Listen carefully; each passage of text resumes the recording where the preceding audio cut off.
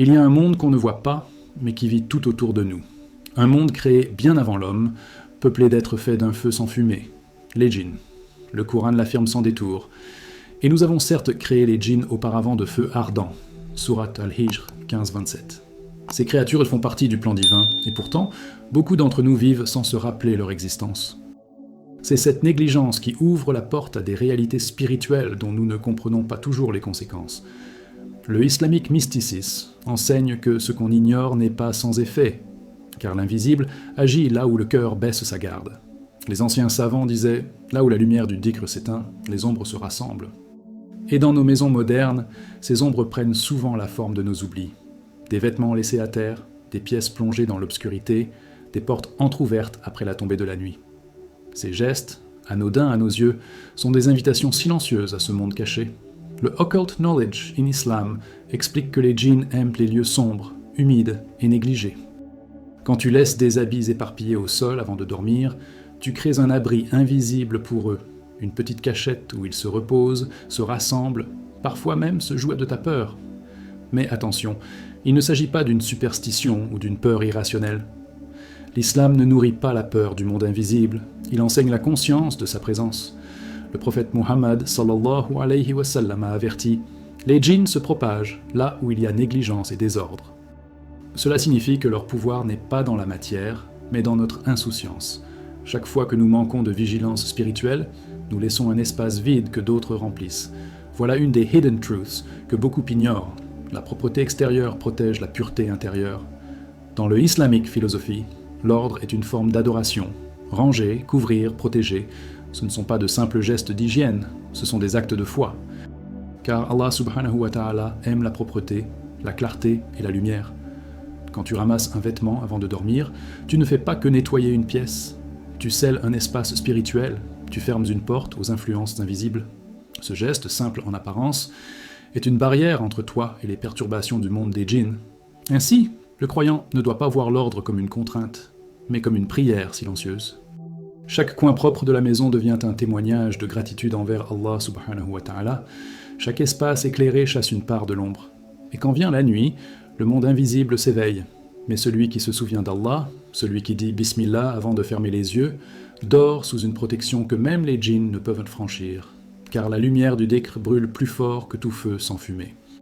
Chaque enseignement du prophète Muhammad sallallahu alayhi wa sallam cache une sagesse profonde, un écho d'équilibre entre le visible et l'invisible. Dans le Islamic Mysticism, on apprend que rien de ce qu'il a enseigné n'est banal. Chaque geste quotidien est une clé de protection spirituelle. Le prophète nous a appris à secouer nos vêtements avant de les enfiler, à dire Bismillah en les posant ou en les reprenant, et à garder nos maisons propres et ordonnées. Ces gestes simples, lorsqu'ils sont faits avec conscience, deviennent des boucliers invisibles. Pourquoi ? Parce qu'ils nous rappellent la présence d'Allah subhanahu wa ta'ala dans chaque détail de la vie.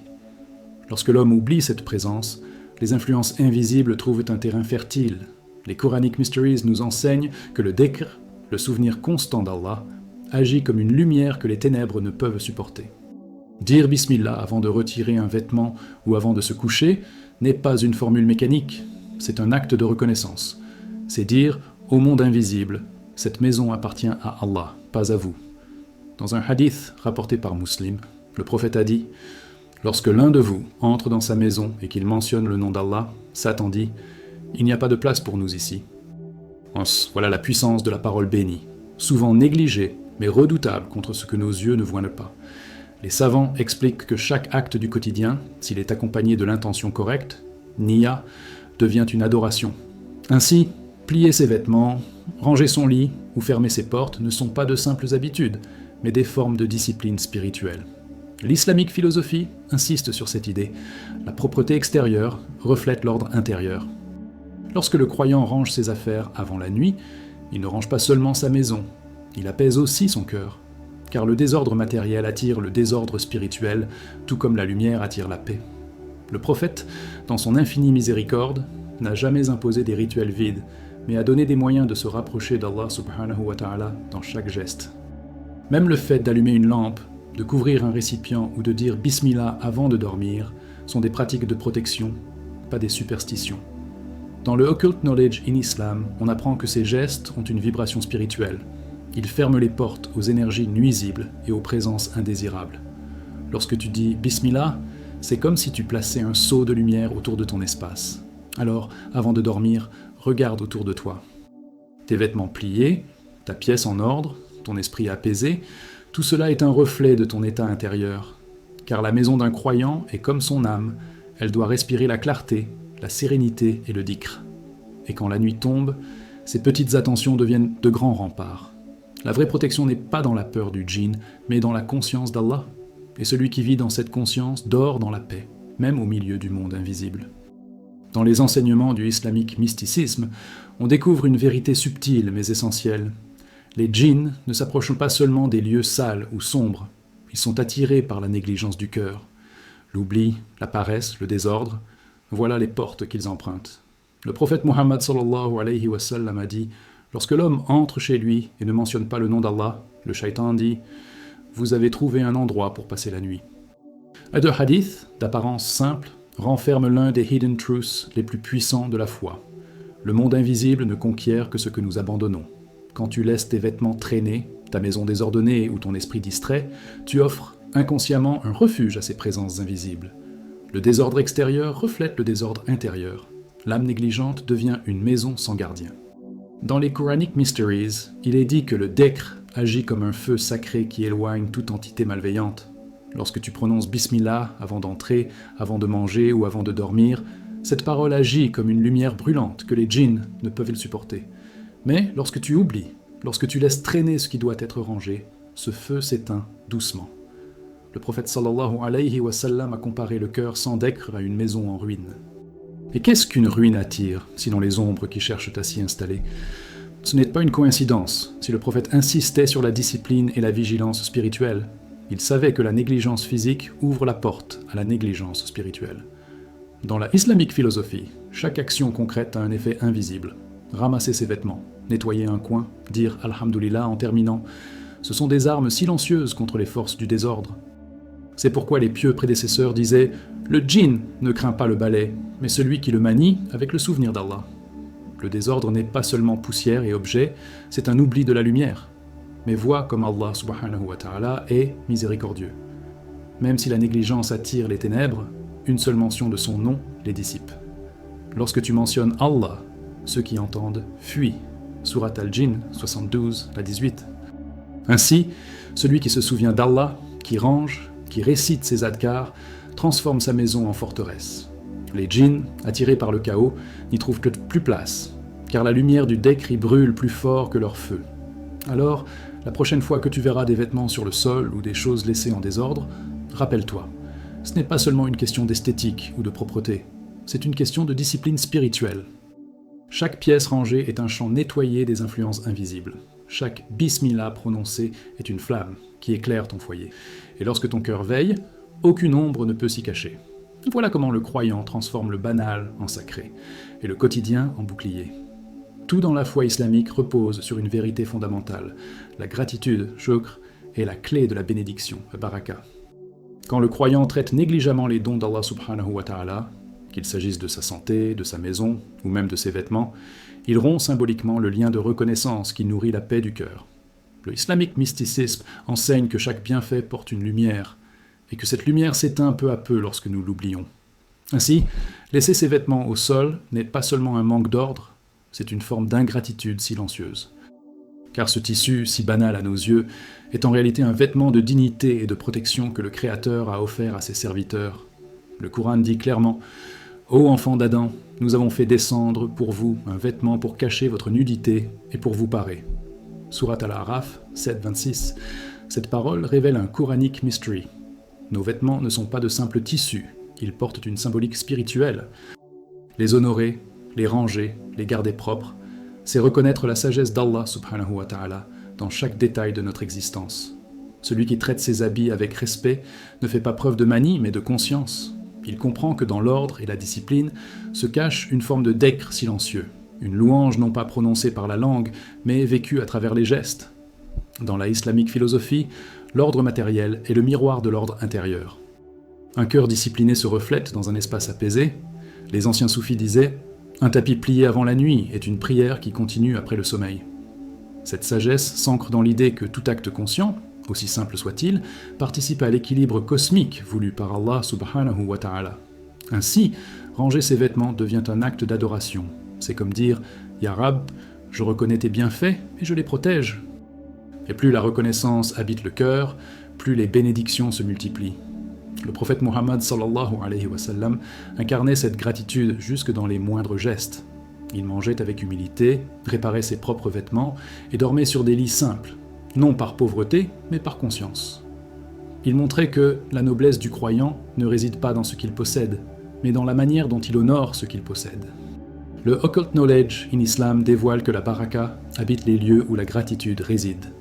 Une maison où l'on dit « Alhamdulillah » pour chaque petit bienfait devient une forteresse de lumière. Ainsi, la discipline n'est pas une contrainte, mais une forme d'amour. Chaque vêtement plié, chaque coin nettoyé, chaque « Bismillah » murmuré avant le sommeil est une déclaration d'allégeance à la perfection divine. Car le croyant comprend que la beauté du monde matériel n'a de sens que lorsqu'elle reflète la lumière du spirituel. Et lorsque cette conscience habite son cœur, même l'acte de ranger devient une prière, et même la nuit devient un moment de lumière. La nuit, dans le islamique mysticisme, est une frontière sacrée.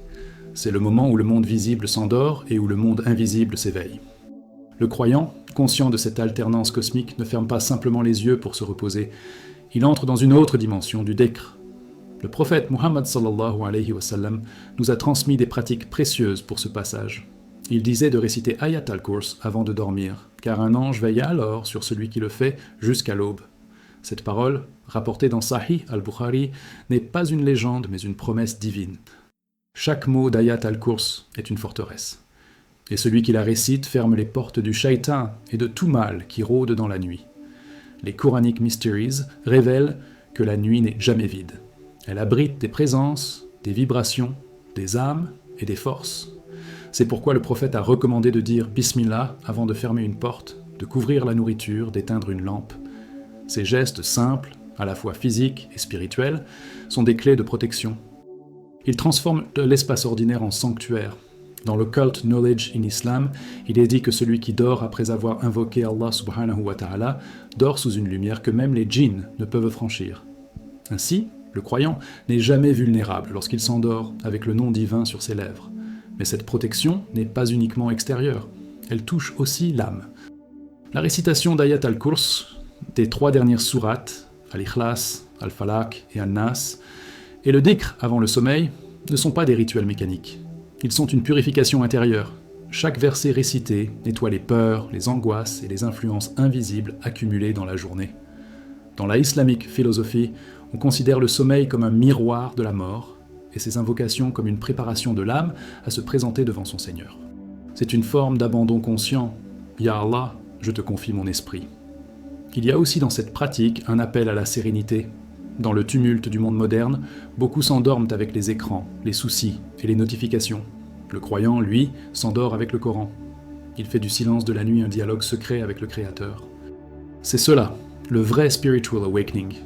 Comprendre que même le sommeil peut devenir un acte d'adoration, un moment où le corps se repose mais où l'âme se rapproche d'Allah subhanahu wa ta'ala.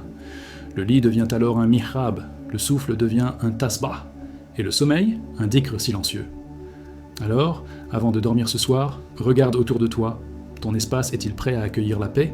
Plie tes vêtements, dis Bismillah, récite Ayat al-Kurs.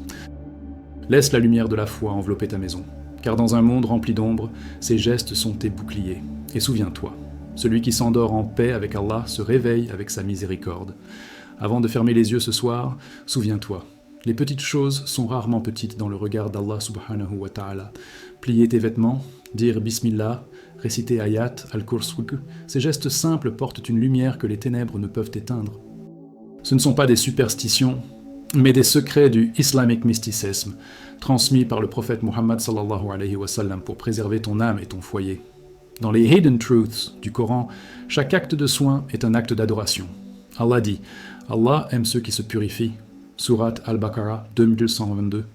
Ainsi, lorsque tu nettoies, ranges ou protèges ta maison, tu fais bien plus que du ménage, tu accomplis un acte de foi. Souviens-toi aussi que les djinns et les ombres ne redoutent pas la force physique mais la lumière du dhikr. Chaque Alhamdulillah prononcé avant le sommeil devient une étoile qui veille sur toi. Chaque astaghfirullah murmuré éteint une peur dans ton cœur, et lorsque ton dernier mot avant de t'endormir est Allah, ton âme s'élève sous la garde des anges.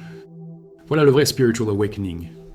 Transformer les gestes les plus simples en prières silencieuses et faire de la nuit une continuation de la foi. Ce que le prophète nous a enseigné n'est pas seulement un ensemble de gestes, mais une discipline du cœur. Il nous apprend à être conscient, reconnaissant, attentif, même dans les détails que d'autres jugeraient insignifiants. L'islamique philosophie nous rappelle que la foi se vit dans les actes cachés, ceux que seul Allah voit. Ranger une chemise devient une forme de dhikr, fermer une porte devient un acte de confiance, dire Bismillah devient une déclaration d'amour spirituel. Alors, ce soir, n'oublie pas, la négligence attire l'ombre, mais la conscience attire la lumière. Prépare ton lit comme on prépare une prière, purifie ton cœur avant ton sommeil comme tu purifies ton corps avant la prière. Et laisse tes derniers mots être un souvenir d'Allah subhanahu wa ta'ala. Car celui qui s'endort avec son nom sur les lèvres ne dort jamais seul. Que la paix et la protection d'Allah descendent sur toi, sur ta maison et sur tous ceux que tu aimes. Que ta nuit soit lumière et que ton réveil soit foi. Et si ce message t'a touché, partage-le, car peut-être qu'une simple parole sauvera une âme de l'oubli.